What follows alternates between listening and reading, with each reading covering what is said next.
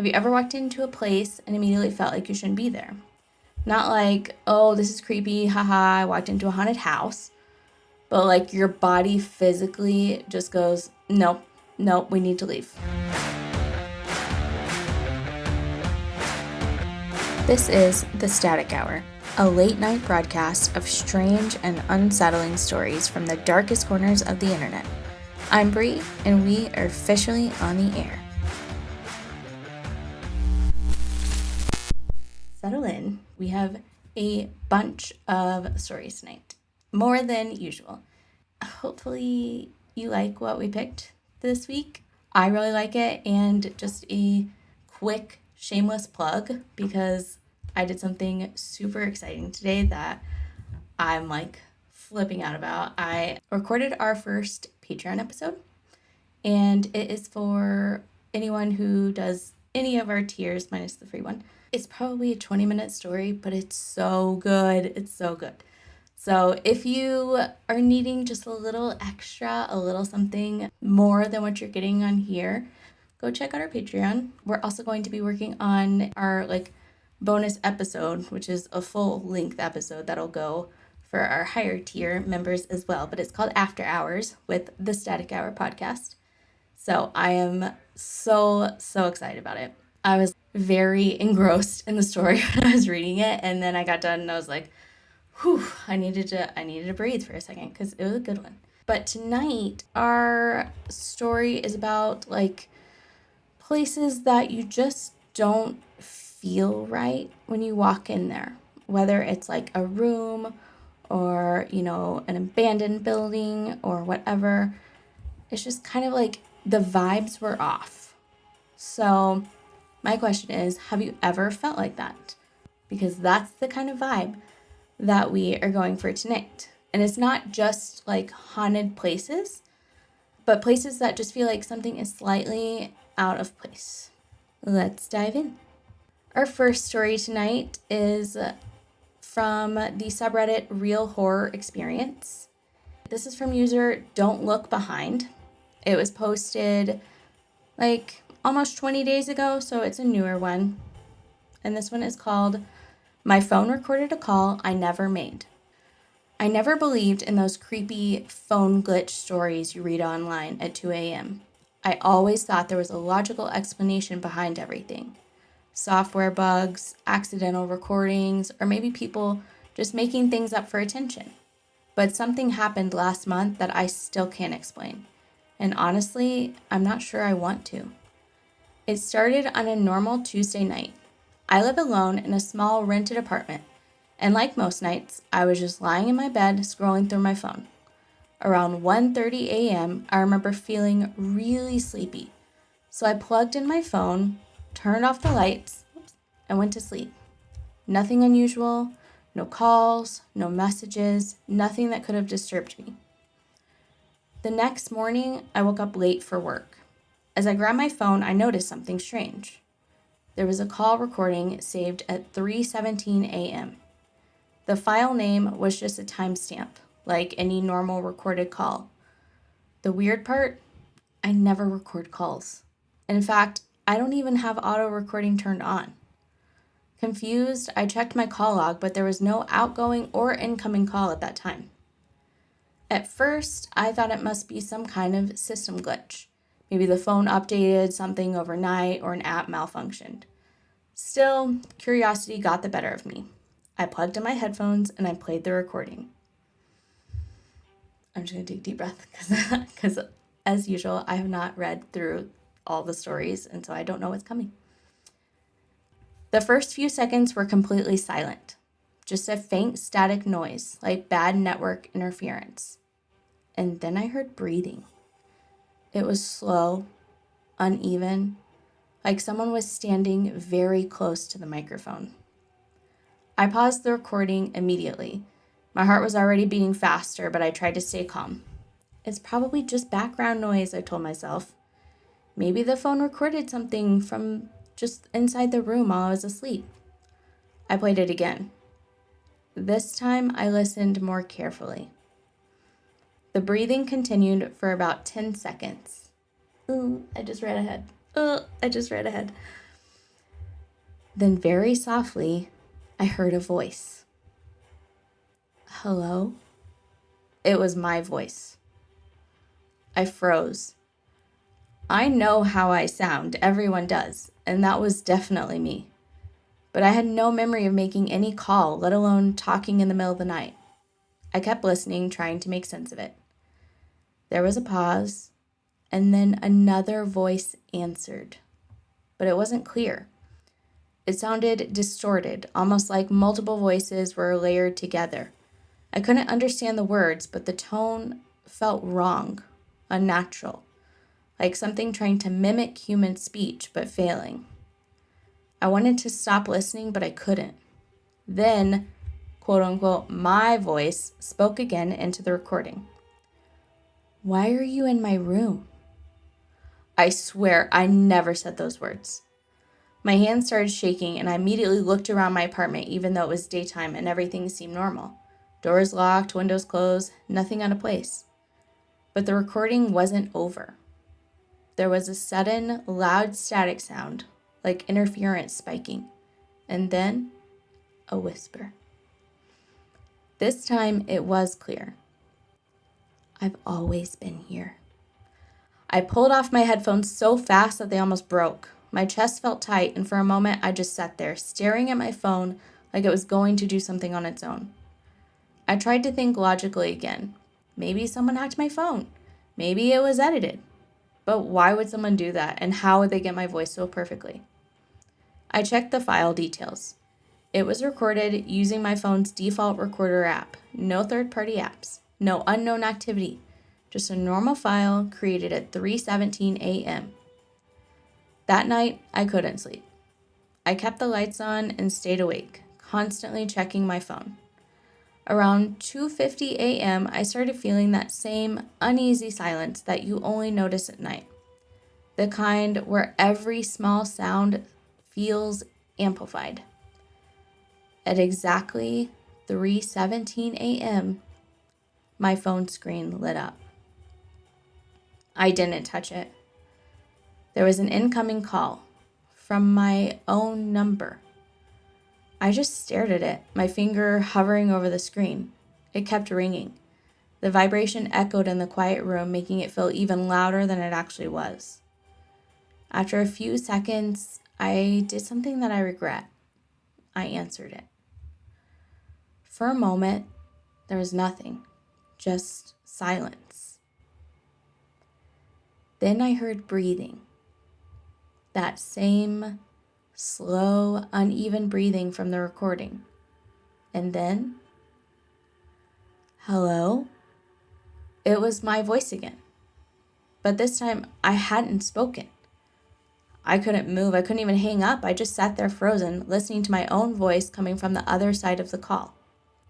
Then, very softly, that other voice returned. You listened. The call disconnected.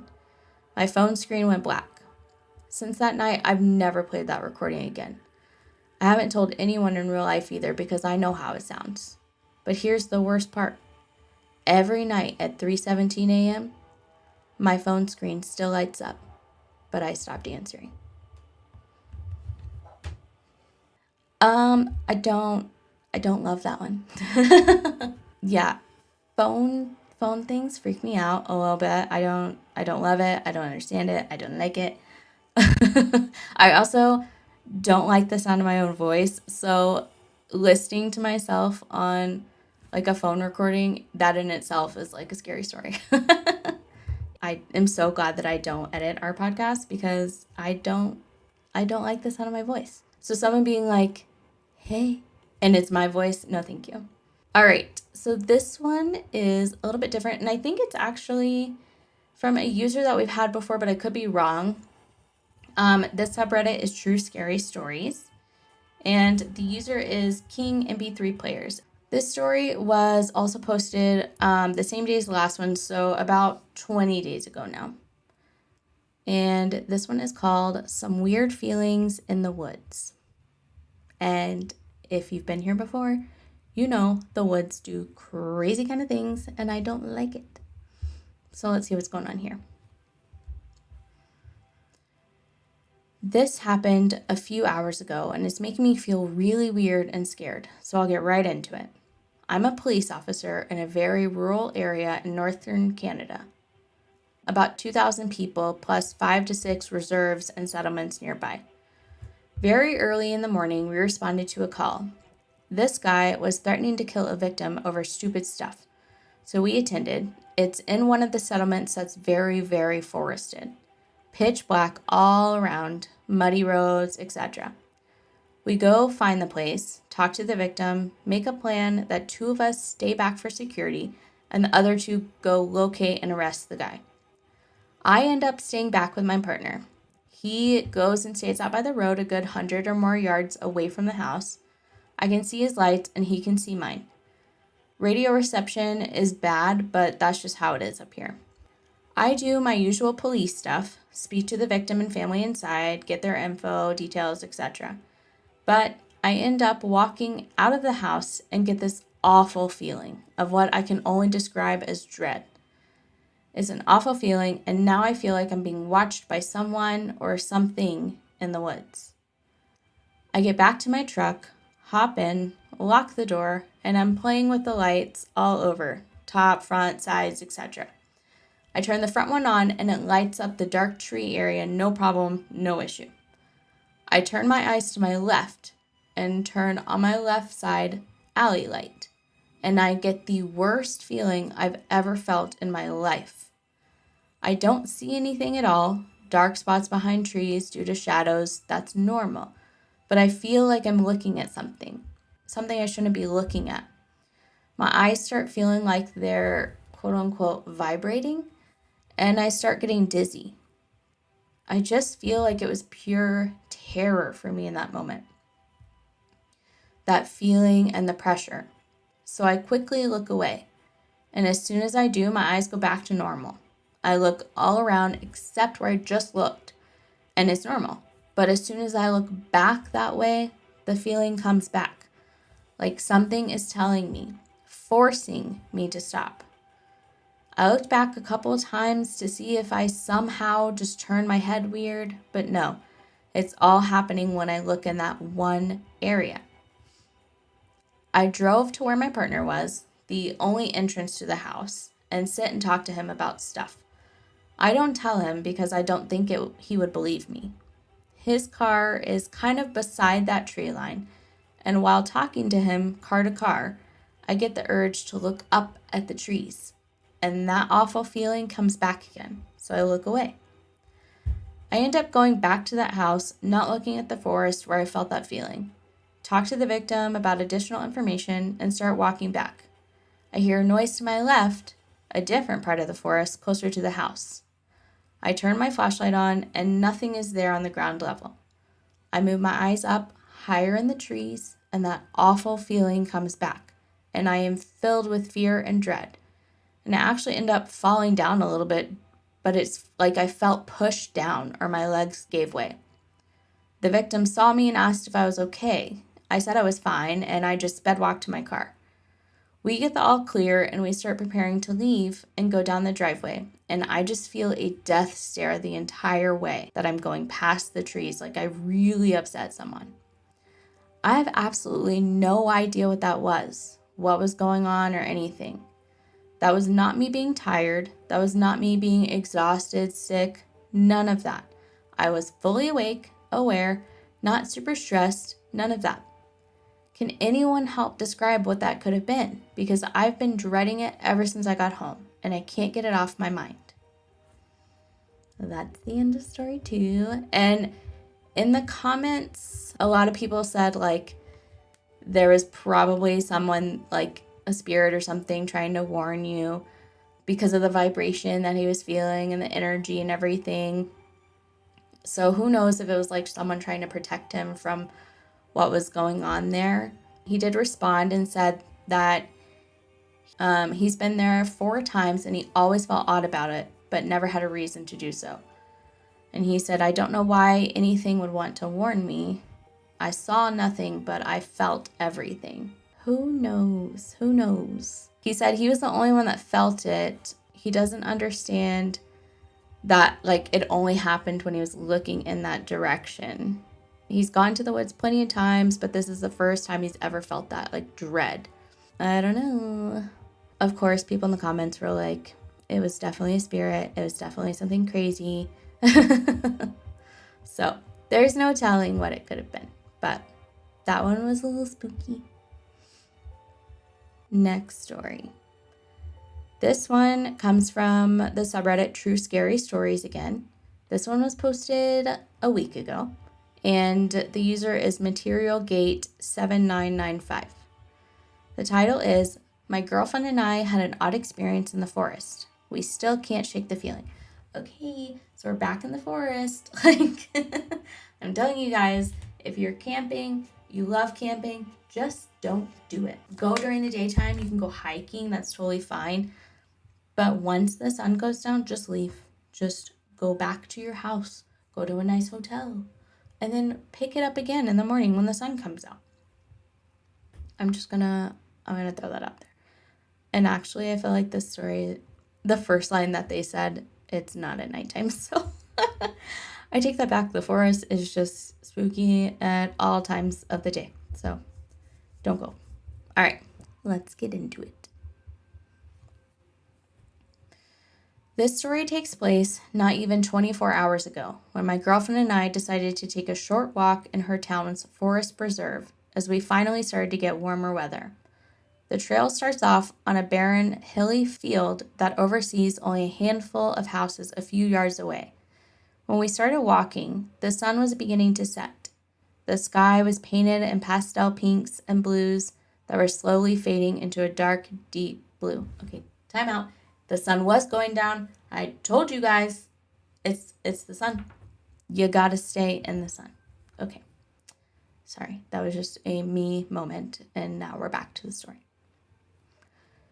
Beautiful to see walking in the plains, but as soon as we walked into the forest, the comfort and safety of the childlike colors were covered by a canopy of trees that barely started growing leaves. The trail immediately went from an open field into the forest. The trees were sharp, standing straight up. No imperfections in the trunks, no overgrown roots reaching up to grab us from the ground, no branches threatening to smack us in the face. As we continued on the trail, just walking and talking as girls do best, all of a sudden both our eyes darted to the ground as my girlfriend stopped in her tracks, letting out a small noise of disgust and confusion. As we examined the mysterious lump on the ground, we realized how eerie it truly was. Lying in front of our feet was a dead squirrel, which wouldn't seem abnormal, but the squirrel didn't just look dead. It looked like the life was sucked out of it. The squirrel was in a shriveled up position, sharp, fang-like teeth still in its mouth, as well as its sunken-in eyes. The squirrel was entirely black, every inch of it.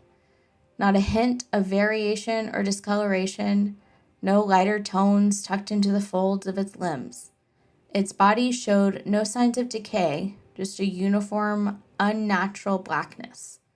The body had no bugs flying around, despite me constantly getting bit by them throughout the walk. It had no odor, no smell of death lingered near it.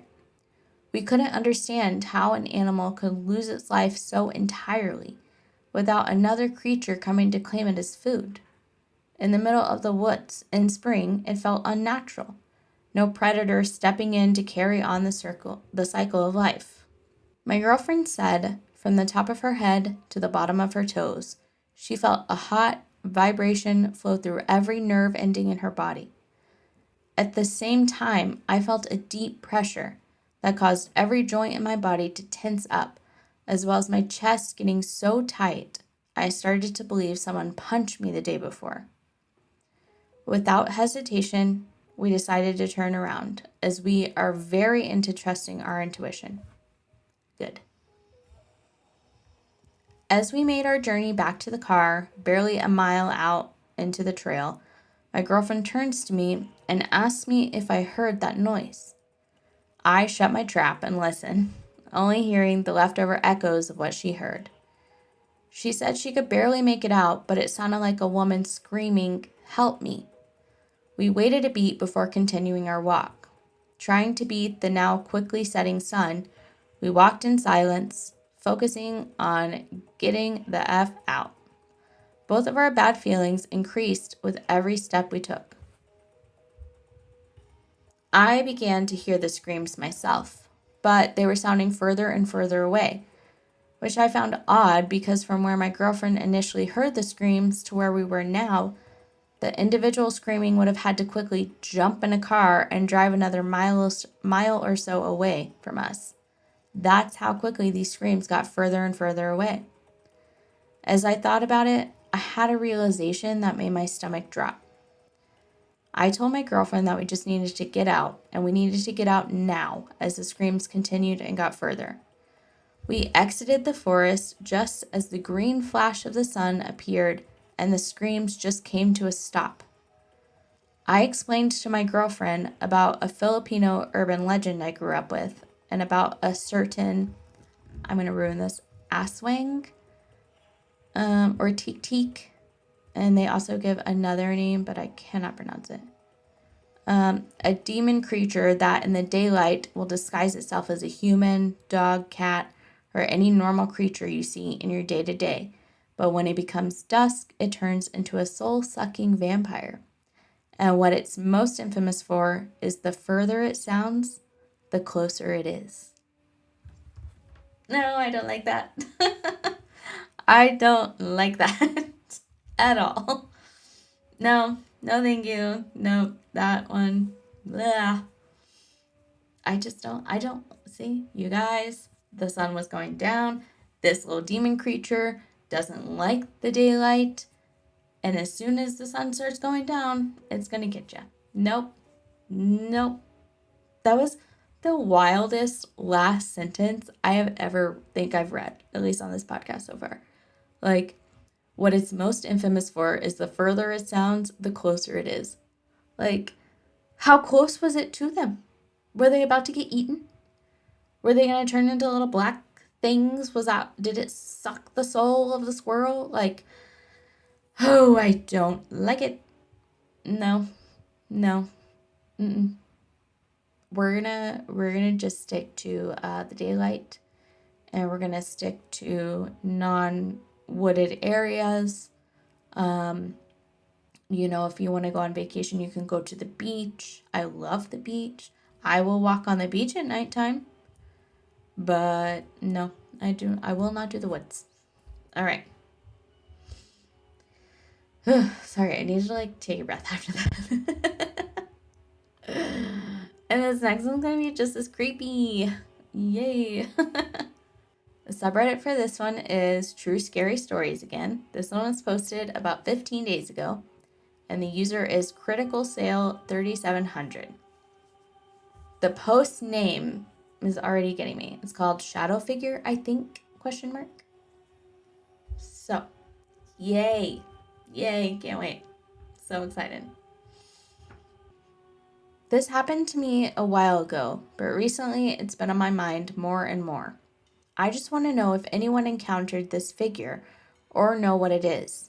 If you have any idea what this is, please tell me. From 2015 to 2016, I encountered a shadowy figure. I was 13 when I first saw him. It was summer, and my family always had parties with neighbors and close friends. Everyone would come to hang out in our kitchen and dining room and our porch. We lived near a lake, so most people wanted to stay outside. Our kitchen/dining room connects to the back of the house with a long hallway. There were rooms that branched off of it. During the party, I was in the kitchen when I saw a tall, not unnatural, but he was almost touching the doorframe, lean man. He was running in the hallway into one of our rooms that branched off. The room specifically was a wet room that went into the garage. I followed it into the room, which, yes, is dumb thinking about it now, but I was a curious kid. He was no longer in there. I would have heard him go into the garage. The door to it is really creaky, like some horror movie. At this time, I didn't think much of it. This is when it gets a bit strange and an unlucky time. After the first time I noticed him, I could sense him in some way. I knew where he was. I didn't always notice it, but random points throughout the day I could tell where he was. The fall following that summer, my parents were diagnosed with 2 different illnesses. One terminal, the other wasn't supposed to be, but ended up being so. It was unlucky in every manner for everyone. I'm an only child, if that's important. We also had a dog, but the dog moved in with our neighbors during this time because we couldn't take care of her. During this time, I found myself living with 2 terminally ill parents. There were other people who helped around and such. The shadow figure became more frequent and more noticeable. At times, I could even feel his mood. It was a strange connection. He followed me, not my parents, which I think is odd. There are 4 points that I remember the most out of everything in the order I remember it happening. The first was when I got onto my school bus. I felt him. He was sitting a couple seats behind me. Oh, I don't know why, but he was there. The second time was when I was sitting downstairs in the back room that was the last room connected from the long hallway on the first floor. I was watching some videos. This I remember clearly. Oh, no, thank you. A puff of air hit my neck. I don't know if it was a breath or something, but I knew it was him. It was him. He was leaning over behind me and breathed. This part I'm unsure, but I think it was on purpose to spook me or something. Well, you've spooked me, my guy. The third time, I was at my aunt and uncle's house. I was going to move there later on, but I was hanging out for a bit. My aunt and uncle live about half an hour away, if that's important. I was sitting out on the couch when I noticed him. He was there outside the window, crouching. This is stressing me out. I could see from his shoulders up. He just stayed there until I got called back into the conversation. Sorry, I just need just a second. That is so stressful. When someone says that a person is crouching or crawling or moving unnaturally at a lower level, it really freaks me out, really bad. So that image where he's just crouching by the window is really, really messing with me. I do not like it. Sorry. The fourth time that was notable was the one that sticks with me the most. During the whole time I saw him, I never said anything to anyone. He didn't like it. I don't know why I knew that, but I told someone. My friend was over with her mother and we were in the kitchen. I remember her mother could see energies. Okay. This isn't too important, but it's why I told her, to see if someone knew that he was there. The second I told her, I felt something close to anger, but deeper and more dangerous. It wasn't from me. The shadow figure was sitting on a bed in the back room down the hallway. It looked like someone with perfect posture, back straight, head forward, hands on his knees. He didn't move, but I could feel that I wasn't supposed to talk about him. My friend's mom said she could also feel him back there. I don't know if that's true, but maybe she did. After this, he slowly faded in a way. It wasn't abrupt or anything, but I noticed him less. My parents passed, and I stopped sensing not long after. This all happened within a year. Odd things I'll mention that I didn't know where they fit. The shadow figure I had called the runner when I was younger. He was fast but not inhuman. He looked like a runner, like an Olympian. The only odd thing in appearance was that he was a shadow. No eyes, hats, odd clothes, or anything truly notable. I also don't think that he was evil, but definitely not good either. My house also was haunted, ? Not by him, but a lot of people have come over and said that the house was creepy at times. It was a renovated house, and we added a second story. No big events happened on the grounds during the history of the property. The reason I'm putting this up now after so long is because some strange feeling is telling me to call for him back, which is weird. I'm sorry, why are we calling him back? We got rid of him. That was good. We don't want shadow men in our house. This one, I just don't like it. I was gonna look at the comments. The only comment on there, since this is very new, just says, this is creepy. I agree, person. This is very creepy.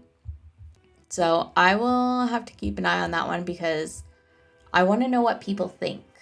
Are we just, we just think it's a ghost? I think it's tied to the house. How could it not be? And he literally says, I don't know if it's he, but they literally say that the house was haunted. So if it wasn't haunted by him, they never saw any other ghost people or anything. So my assumption would be that it would be haunted by them. And if people are feeling like the house is creepy, it's probably because the scary Olympian is haunting the house.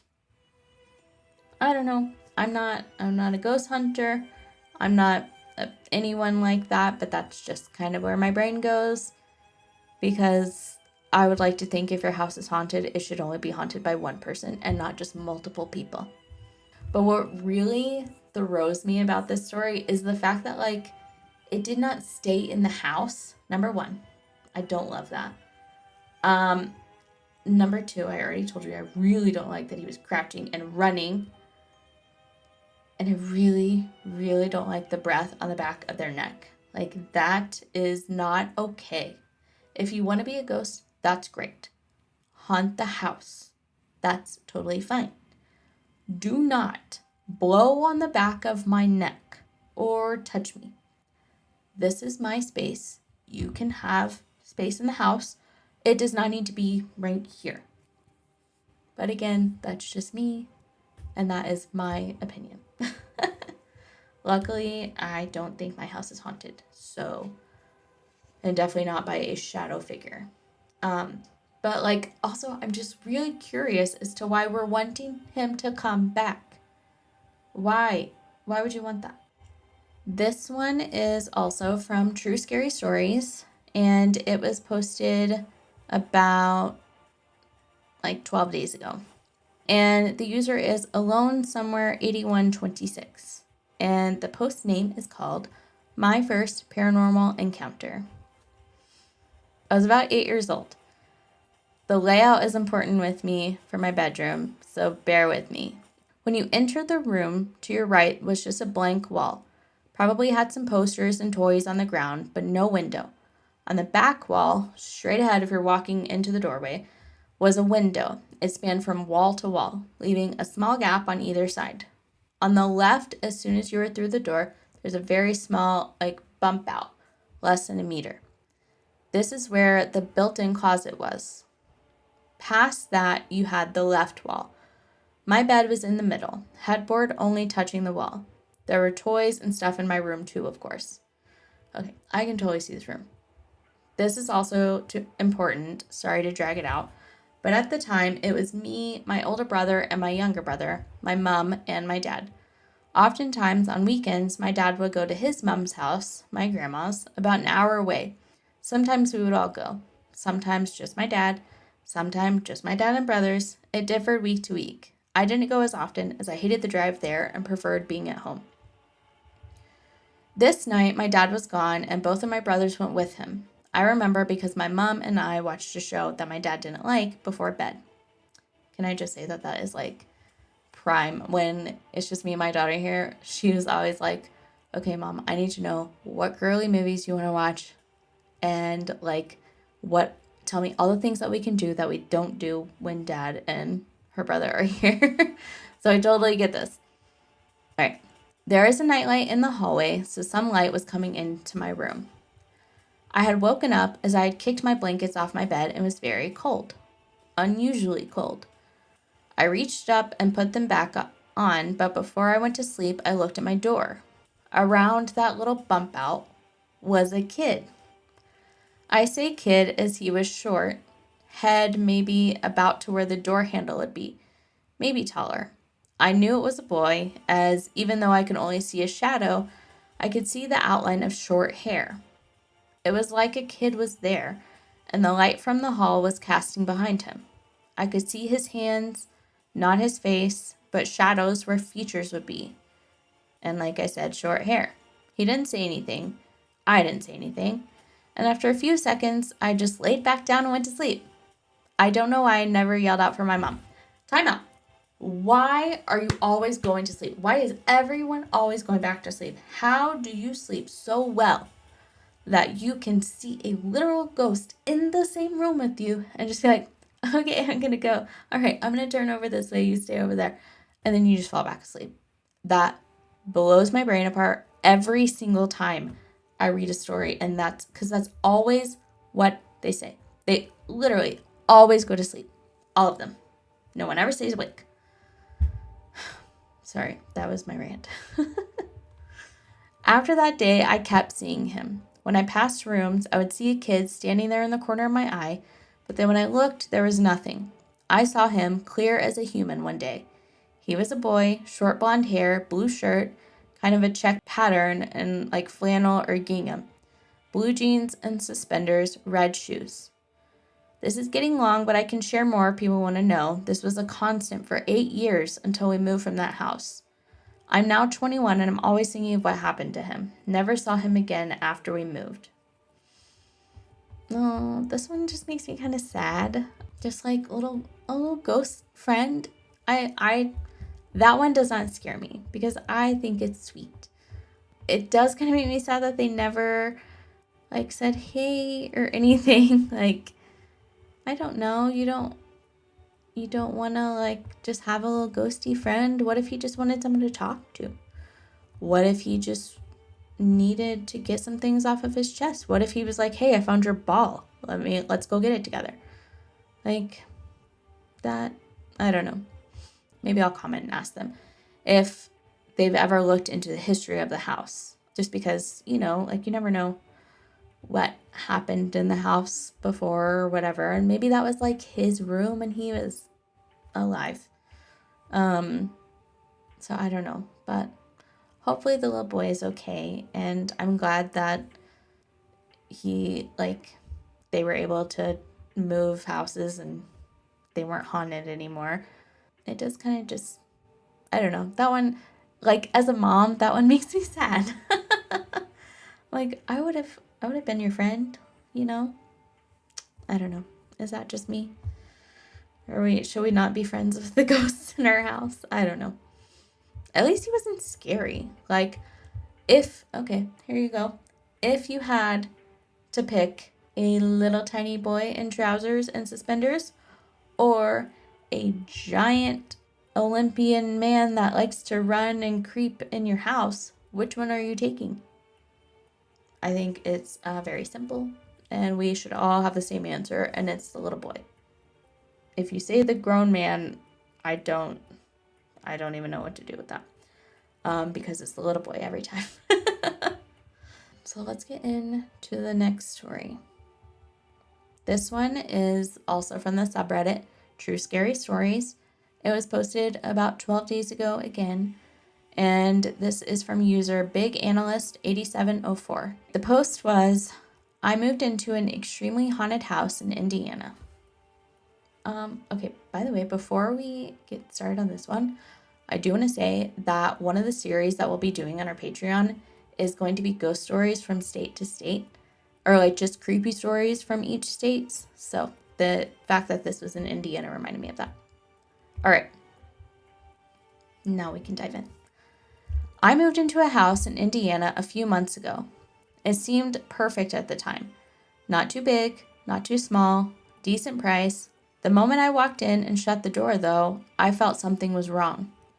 It was this heavy, uneasy feeling in my chest, like the house didn't want me there. I brushed it off as moving stress and started unpacking. The very first full day, I went into the kitchen and found one of the upper cabinets wide open. Okay, Are we getting into the sixth sense here? I distinctly remember closing it earlier. I shut it again and thought maybe the latch was loose. The next day, I was in the living room when I heard the cabinet creak open and then shut by itself. I walked in and it was open again. I still kept telling myself it was just an old house thing. You know, that scene in The Sixth Sense was always the scariest one. When just all the cabinets were open. So this is good. This is good. That night, it got real. I was lying in bed. No.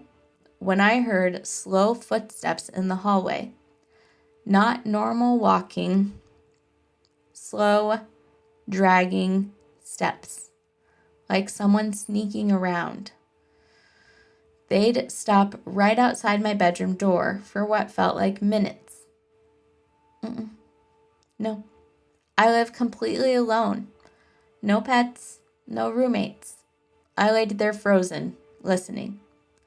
This happened almost every night after that. I am so stressed. Then the nightmares started, and this is when I knew something was seriously wrong. Seriously wrong. Not the cabinets, not the footsteps, the nightmares. Okay. I'm not judging you. I'm totally not judging. The first bad one I woke up from screaming. In the dream, I was in my bed, but the room was freezing. I looked up and there was a man hanging from the ceiling right above me. Rope around his neck, body swaying. His face was purple and swollen, eyes bulging, staring straight down at me. Ugh. His head slowly turned, even though his neck was clearly broken, and he opened his mouth like he was trying to say my name. I woke up gasping, covered in sweat. I need to get a blanket in here. Oh, I have a blanket. I need when you have just a emotional support blanket. I need that right now. Okay, sorry. If you're listening to the podcast and not watching this on Twitch or YouTube, I now have my emotional support blanket, so we can continue the story. After that, the hanging man was in nearly every nightmare. Sometimes he'd be hanging in the hallway when I tried to run, sometimes in the kitchen, dripping something dark. One of the worst ones, he was hanging inches above my face, rope creaking, black liquid dripping from his mouth onto me. It burned. I couldn't move. His cold, dead fingers brushed my cheek right before I jolted awake. That morning, I had 3 fresh scratches across my chest that weren't there when I went to sleep. Oof, oof, oof. Yep. Sir, you have yourself a haunted house. I got scared enough that I bought a bunch of wooden crosses and hung them up all over the house. One right above my bed, one by the front door, one in the hallway, one in the kitchen. I'm not even super religious, but I figured it couldn't hurt. Spoiler, it did not help. It made things worse. A couple of nights later, I woke up to a loud thump. The cross above my bed was on the floor. The nail was still in the wall. I hung it back up straight. The next day, the hallway cross was flipped, then the kitchen one. No matter how many times I fixed them, they'd be inverted again. One afternoon, I came home from the store, and every single cross in the house was flipped upside down at the same time. That really shook me. This is when you move out. The activity kept escalating hard. Cabinets would slam so loud it sounded like they were going to break. Footsteps followed me from room to room, even during the day. I'd feel ice-cold hands grab my shoulder or brush the back of my neck. No. The whispers turned into clear voices, saying my name and telling me to stay. Sometimes I'd hear laughing, low and nasty, coming from inside the walls. The final straw, came one night. I woke up around 3 a.m. to every cabinet in the kitchen slamming open and shut at the same time, super fast, like something was raging. Are we living the Sixth Sense movie.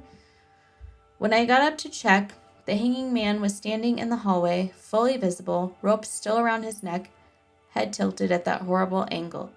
He wasn't in a dream this time. He took a dragging step toward me. I ran back into my room, locked the door, and didn't come out until daylight. That same morning, I found new scratches all over my arms. I couldn't take it anymore. The fear was constant. I was barely sleeping, jumping at every sound, and I felt like I was losing my mind. 2 days later, I packed up whatever I could as fast as possible, loaded my car, and got the heck out of there. I didn't even clean the place or give proper notice. I just left the keys on the counter and drove away. I can't believe it took you 2 more days. I would have left that night. Also, I'm really glad that you didn't buy the house and you were just renting it apparently. Because I would have just burnt the whole thing down. I just love how much someone is willing to take, and like, I'm not that person. Obviously, I would probably not really burn my house down because then I wouldn't have a house. So I get it. But like, it's terrifying. Like, that is so scary. I wanted to see if they commented or anything like that because this one is wild. The person said this home was a rental and I'm currently living in Texas and I haven't experienced anything since, thankfully. So they moved to Texas where, our ghosts are just too polite to haunt you, okay? So they'll just, commingle with you, but they're not going to freak you out like those ghosts in Indiana, okay? I'm totally just kidding for any of our Indiana listeners that we have now or in the future. I'm just kidding. Someone said, that was a terrifying but amazing story. Someone said, the ghost may not know he's gone. This does happen sometimes when people off themselves.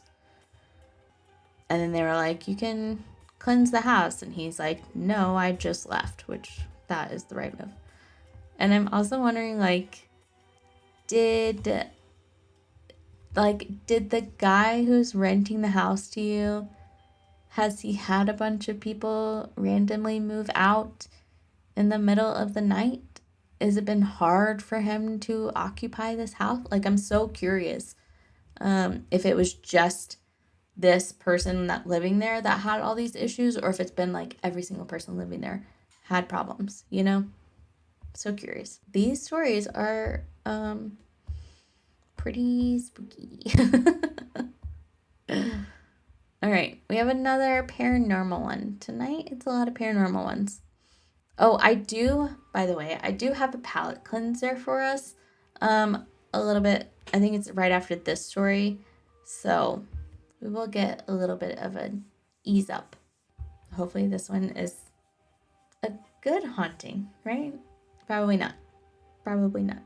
This comes from the subreddit Paranormal Encounters. So yes, we're dealing with ghosts again. It does have an update and it was posted about 11 days ago. The user is East Restaurant 2869 and it's called My Old House Experiences. So we probably moved out of my old house maybe around 2018 as my mom wanted to move in with her boyfriend. Me and my mom had been living in that house alone since 2010 or 2011. And although I was young, I'd always had such an eerie feeling, and so did my mom. And it started out when we first moved in. My auntie was helping me to do my room up and move things into the house when they stepped outside to have a cigarette. In the dining room, we had big clear windows where you could see into the dining room and the archway leading to the living room from the garden. My auntie looked in and she turned to my mom and told her that she saw a man standing in the middle of the archway. My mom obviously panicked and ran in and no one was there. No sign of entry, etc. My auntie didn't recognize the man. I will say that the grammar and stuff is a little difficult in this one, so if I am stumbling over it a little bit, that's why. I'm just trying to make it cohesive. All right. A second occurrence isn't a big deal, but we always heard creaking on the landing and stairs 24/7. Like someone must have been walking, as it sounded similar to when we would walk, and my mom would always tell me it's just the house settling, quote unquote. But obviously, after we had moved, she swore to me and said, I told you that so you weren't scared, but there was definitely something going on in that house. Obviously, could be creaking, but it's when we talk about what happens next. Also, I keep seeing something out of the corner of my eye. I think it's my child or my dog. I don't know. But I'm not going to lie. When you're reading spooky stories, it's not a great feeling. I always had a bad feeling linked to the stairs. There would always be a weird feeling when you stood at the bottom and looked up. And we would occasionally see shadows. But obviously, I don't remember too much. And we always blamed it on being tired. Now for the scary bits. Okay. There was a lot more going on in the house, but I think this is the worst. My mom's friend had recently died, and she had been to his funeral, and a few days afterward, the creepy stuff got more and more. My mom dropped me at school, just a normal morning, to get me ready to take me to school, etc. She then returned back home to the house, perfectly tidy, apart from her bedroom. That was trashed. Underwear was everywhere, jewelry, basically all of her drawers were emptied and chucked all around. And then she had a big wardrobe that had about 5 small doors, and they were all open. Shoes were everywhere, clothes ripped off the hangers. Just weird. That's a little more than weird. That's insane. What made it weirder, though, is she checked everywhere, and there was no sign of a break-in. And more importantly, everything that had been dragged out. Nothing was missing. It was all there. It was just everywhere. I would be so mad. Because if you're going to come into my room, trash my house, and not clean it up, you got to at least take something. Like, what is the point of trashing my room if you're just going to leave it like that and not take anything? That would make me very upset. All right. A few days or weeks after that, she went to put her glasses on, and when she picked them up, they were broken. But when she put them down the night before, they were fine. We obviously tried to think of excuses, but they never made any sense, as we never had any pets at the time, and she didn't have a boyfriend, and I had never been in the bedroom that night. And obviously, they were snapped perfectly in the middle, looking like they had been cut perfectly. Which, if someone had stepped on them, for example, it would not have been perfectly snapped. We also started finding green slime along the top of the door frames. My mom always found this weird, as I wasn't a slime kid. Especially around the time that this happened. I'd never owned slimed, as it wasn't a big thing, and it was higher than anyone could reach, as my mom is 5'3", and I was a child. And our door frames were probably around 6'5" or so. I'm sorry. Slime in your house when you don't play with slime, and also slime at the tops of your door frames when, you're a child and your mom isn't just playing with slime and throwing it up there. That is wild. And I love how, this is the, least exciting one for them. This is the one that I'm you can't explain that. And they're like, yeah, we also just started finding this weird green slime. I don't even know, man. It's so crazy. There are obviously many more my mom has brushed off as coincidences and never brought up fully to me, but it really was a weird house, and I'm so glad to be out. I always wonder if the new owners had any of those experiences. I think this one did have an update, I think. So they did post another one, but it was it was a totally different post. So they said, for my cousin's experience, I was actually very, very young when it happened and wasn't there, but I know the details. My older cousin was in her bed sleeping when she felt something, tickling her feet. Obviously, she jolted her feet away and sat up, and my great nan and granddad, we have never met, were sitting there. She said they were wearing older clothing, and he was wearing a suit type of 60s outfit. It was a long time after my granddad had died, as he died in about the 80s or 90s, and she died in the early 2000s. Obviously, my cousin panicked as she was probably around 7. No one should ever, ever, ever tickle your feet. And like, that's not even a grandparent thing to do. Like, what? I hate it. She ran down to my auntie, who obviously panicked, thinking it was just an intruder. She ran upstairs to see no one, but her nose was filled with the smell of smoke. My granddad smoked a pipe when he was alive, and it apparently had a very specific smell. So as soon as she smelled it, she knew that they were visiting my cousin. Cute, but scary. I'll say. It stinks that, like, their cousin had a, like, family, reaction kind of thing, and then they get the slime. Like, that kind of stinks. Okay, someone said, any idea why they might have wanted to communicate with your cousin? Although I am a believer in ghosts, I believe they are rare and often relate to something that they want to do or say but never got the opportunity to. And the OP said, I really don't know. We always talk about this and wonder if there's something they said that she didn't remember. But she says they didn't have time. She just jolted down the stairs. I personally believe they just wanted to visit.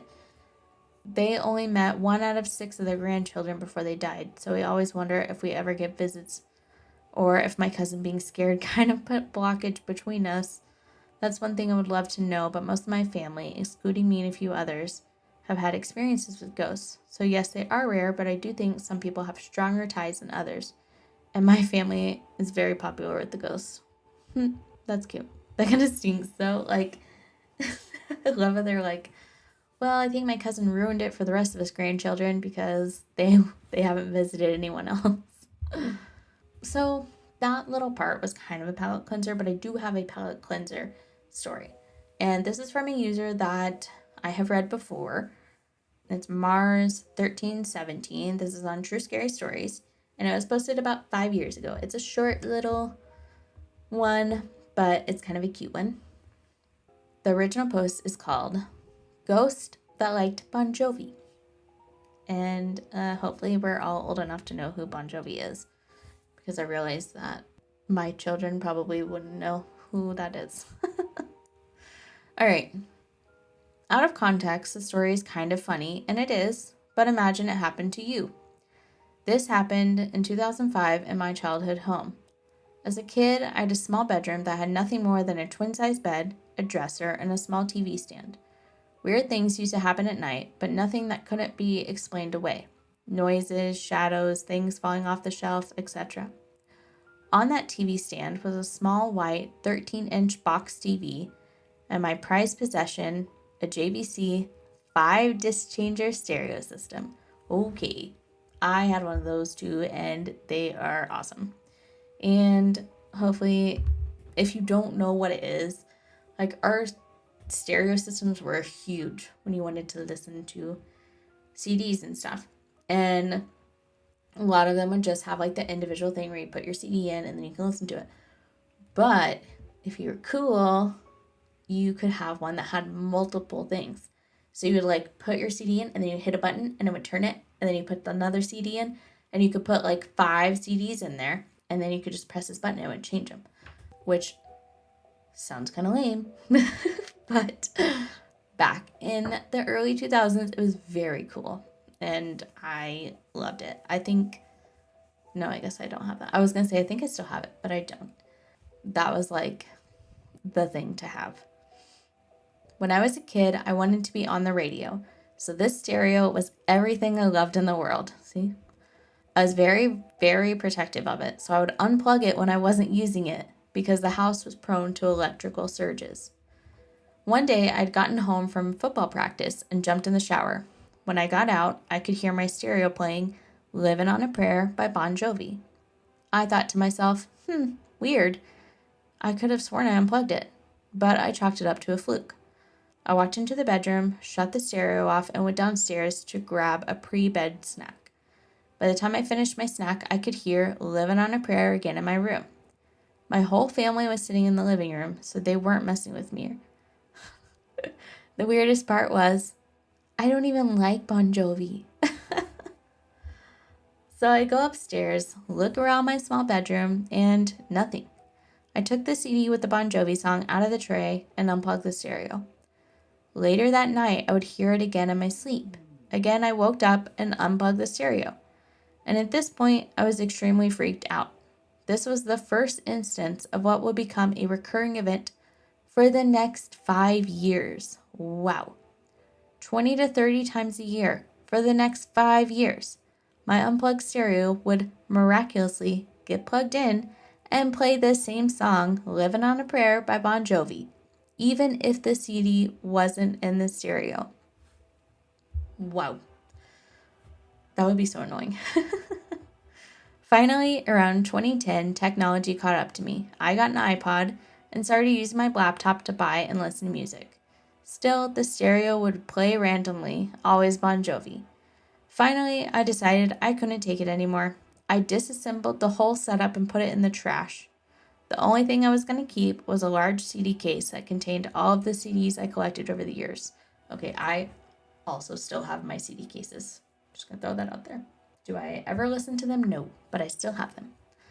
I woke up in the middle of the night hearing that dang song again. In a daze, I tried to figure out where it was coming from and saw that my laptop had been opened and was playing Livin' on a Prayer. I screamed, I'm sick of this. I grabbed my laptop and deleted the song from my iTunes. Then I went into my CD case, took out the Bon Jovi CD, snapped it in half, and threw it out the window. Believing that it was over, I went back to sleep. The next morning, when I woke up, my CD case was resting right where my stereo used to be. I walked over and started flipping through. Every single CD in the case was snapped in half. Holy crap. I had over 100 CDs, and every single CD was snapped in half. At the end of the case, the words, I'm sick of this, were scratched into the leather cover. What? Okay, I'm not gonna lie. I thought that was a palate cleanser, because it is comical. But I would be so upset. Like, when all we had was CDs, like, that's insane. I mean, now I know, like, they said they have iTunes and stuff, but that was a lot of money. And, like, me and my friends would always burn CDs for each other. Like, I would have been so upset. Oh, man, that's so crazy. Also, like, I feel like that ghost just needs to get a new song. Like, what? Why? Why that one? All right, we're going to see if they commented or anything like that, because they are pretty active. Someone said, holy crap, your ghost is awesome. And the OP said, would have been better if it was into Zeppelin or something. So that was just like, again, a little fun one. But of course, if it was you, it would be quite annoying. And I'm really sorry. All right. This next one is a wild one. This is from the subreddit True Scary Stories. It was, again, posted about 12 days ago, and the user is Death by Murder 666. The original post is called My First Night at the Asylum. I grew up only a few blocks from an old insane asylum. My parents used to tell me stories about patients wandering the grounds in white gowns, separated from the neighborhood by nothing more than a chain-link fence. Sometimes, they said, someone would climb it for a brief taste of freedom. Over the years, parts of the asylum were shut down. The building was left to rot. Windows were shattered, roofs caving in, vines swallowing brick and concrete. It's strange how quickly nature reclaims a place once people stop fighting for it. Eventually, word spread that the remaining buildings were going to be demolished. The urban explorer in me knew I had to get inside first. I think urban exploring is so cool, but I would never ever do it. But I love watching people do it on YouTube. I found a friend willing to come with me, and we picked a date. It was a brutal summer night, the kind of heat that made your clothes cling to your skin. We were dropped off near the perimeter and had to cross a field of waist-high weeds. In the distance, the empty buildings stood in silence. It was unnaturally quiet. No wind, No insects, no traffic. Just the sound of our footsteps forcing through the weeds. When we reached the first building, most of the windows had been boarded shut. We circled it slowly, looking for an opening. On the far side, one window had its plywood torn away. That was our way in. We looked at each other, said nothing, and climbed through. The air inside was freezing. Not cool, freezing. And remember, it was really hot, so that's crazy. Like the air conditioning had been running at full blast for years. We found ourselves in what had once been the pool room. The pool was empty except for shallow puddles of black, still water. Broken glass cracked beneath our shoes as we moved deeper inside. The hallways stretched farther than they should have, lined with room after room. Wire frame beds, rusted cabinets, scattered furniture, everything left exactly where it had been when it was abandoned. We came across a reception desk and started searching through what remained. That's when we found the files. Patient records, stacks of them. Names, photographs, notes, diagnoses, I don't know. Entire lives boxed up and forgotten. We should have left then. Instead, we kept going. At the end of one corridor, we found a stairwell leading down into the basement. We descended carefully, our flashlight beams shaking with every step. But it wasn't a basement. It was a maintenance tunnel, a long concrete passage connecting the buildings underground. We followed it for what felt like forever until we found another staircase leading even deeper. This one was flooded, not partially flooded. The water rose perfectly to the first stair, like it had been measured, still and black without a ripple. It looked intentional, like someone wanted to seal whatever was below. We stood there longer than we should have, just staring into it. We eventually managed to remove ourselves from the trance. The next staircase brought us into another building nearly identical to the first. Long halls, empty rooms, silence. At the end of one hallway, we spotted an open door leading outside, our exit. As we hurried toward it, my flashlight passed over something on the floor. A wide, dark stain. Thick, brown red, dried into the tile. Too large to ignore. Too old to understand. That was enough for us. We got out and didn't stop moving until we were back across the field. To this day, my friend swears that while we were in the tunnels, he could hear footsteps behind us. Slow, steady, matching our pace. I still tell myself it was just echoes. But sometimes, late at night, I think about that flooded staircase and what someone wanted to bury beneath it. I really wish that they would have explored some more. Only because I just love, I love abandoned places like that. And like I said, I would never, ever go to any of these places or anything like that. But I just find them fascinating because it is crazy. Like, they're stuck in time. Because it's just like one day everyone just picks up and decides, all right, we're done here. And they leave everything. And like they said, there were still files there. Like, it's just so eerie and ominous. This one didn't really have any comments. Someone said very nice, and someone else asked if they were talking about one in Westland, Michigan, and they said that this one was in the Chicagoland area. So I'm assuming now it's been torn down, since they said that they were going before it was torn down. So, all right, we have another eerie building. This one is from user Nana Cecilia, and the subreddit is True Scary Stories, and it was posted about 15 days ago. And the post is called The Old TB Hospital. I lived in a mobile home park years ago. It had a main building that had the office and some studio apartments. There was an upstairs that no one went. It had all been nurses' quarters where they lived when it was a tuberculosis hospital. The apartments still had the crematorium chimney still visible above some of the lights above the stove. A lot of sick people died there way back when. My mobile home wasn't too far from the original building.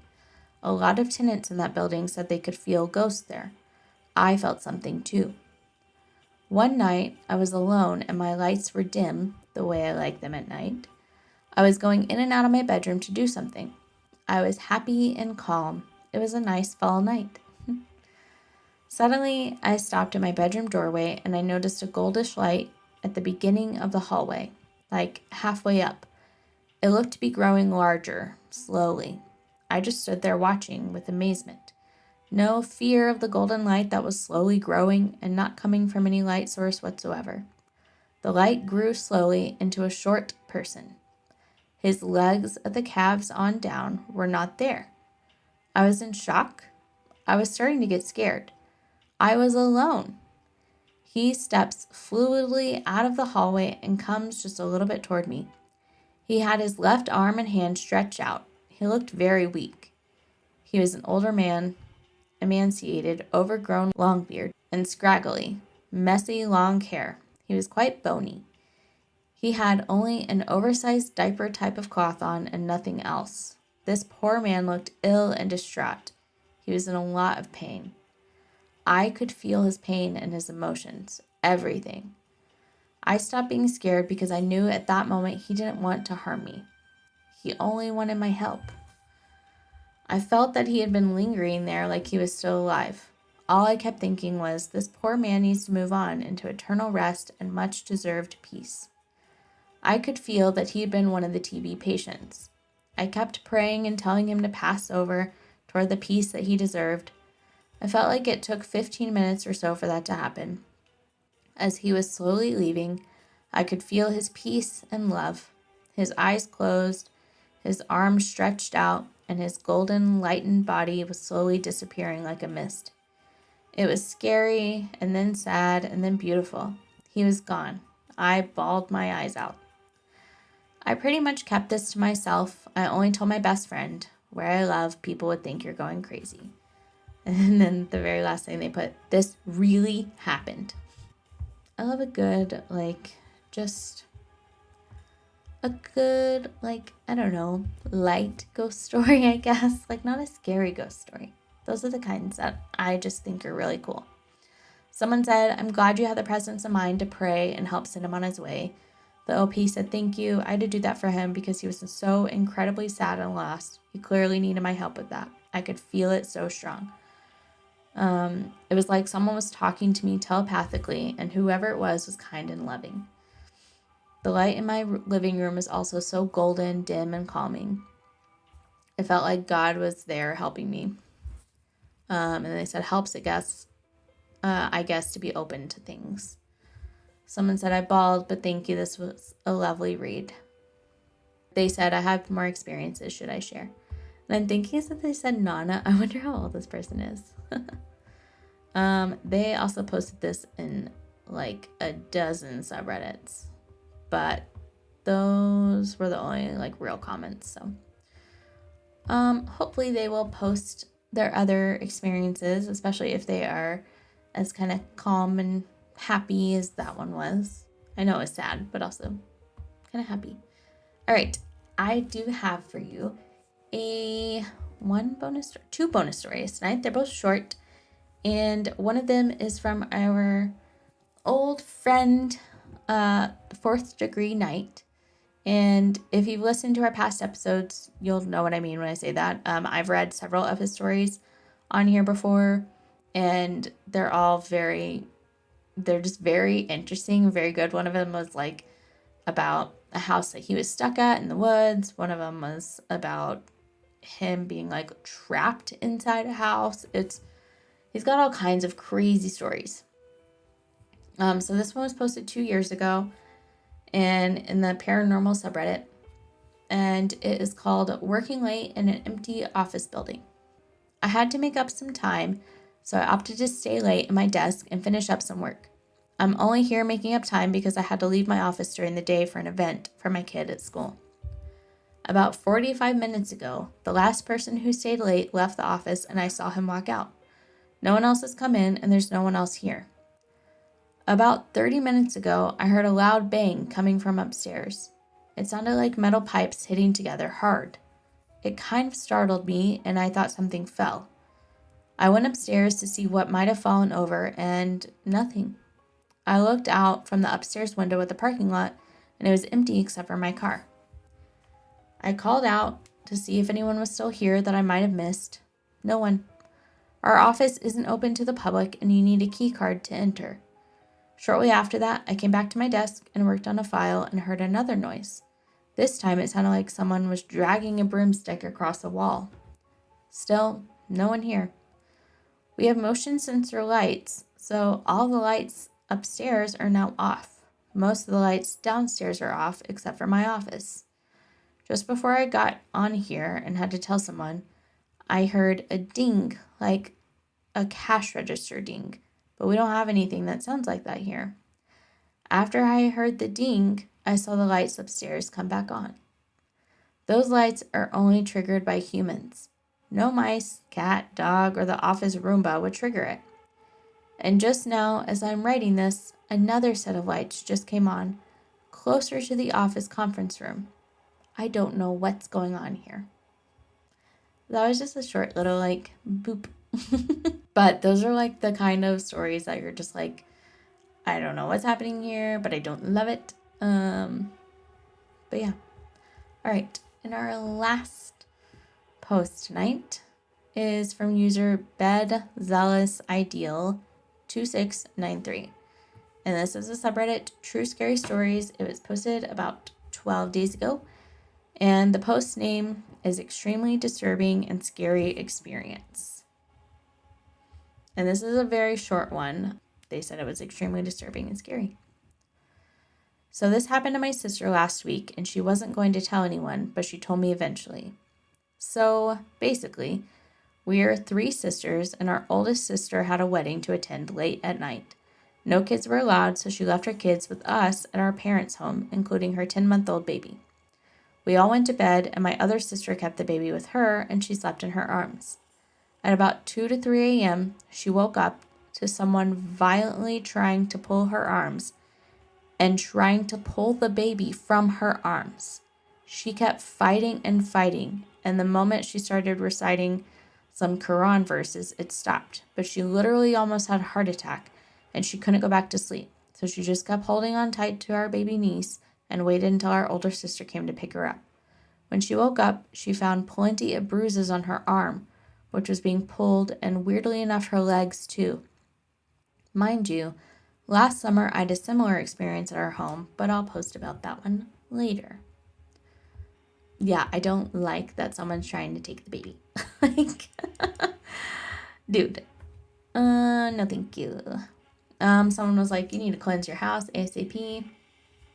OP said, we're Muslim, so I read the Quran in the house every day, especially my dad. It just all doesn't make sense to me. It makes me doubt. Someone else said, have an imam come and pray over the house. They said that their dad has a bit of experience with this. He suggested doing something when it became kind of frequent. And they were like, we don't really want to talk about it. And the commenter was like, you really need to talk about this. This sounds really scary and your house needs to be cleansed. Let me see. Wow, that's so scary. I'm so glad your sister and the baby are okay. I hope you post your scary stories soon. OP said, thank you so much, but my sister is probably traumatized for life. Oh, they said that they posted their other experience. And we'll end on that one, since this one is short. My own story with the pulling WTB. I don't know what that means, but we'll see. So one night I was sleeping in my room, and I have 2 beds in my room, one which was taken by my aunt because she was spending the night, so I was sleeping in my own bed. If you have seen my first post, I think you probably know that I have a history of sleep paralysis. I did not see that post. I experienced extreme sleep paralysis that includes paralysis, obviously, losing the ability to open my mouth, seeing stuff and hearing stuff, groaning, and loud screaming. That night, I had a fair share of my daily sleep paralysis, which was intense. As soon as I was able to start moving, I faced the wall, tucked my head in the gap between the wall and my bed, and covered my head with the blanket because I was terrified. And then the craziest and most scariest thing that has ever happened to me, I started feeling like the covers were getting pulled and felt my leg getting uncovered. I turned stiff and I couldn't move out of fear. Ugh.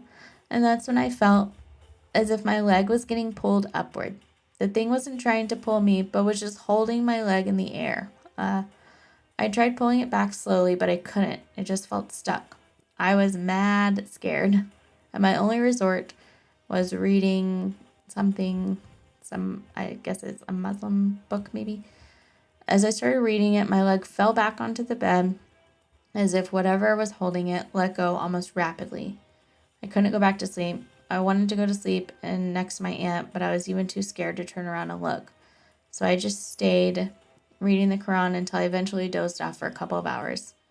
Next morning, again, same thing as my sister, I had a few bruises on my legs. And that was probably the scariest night of my life.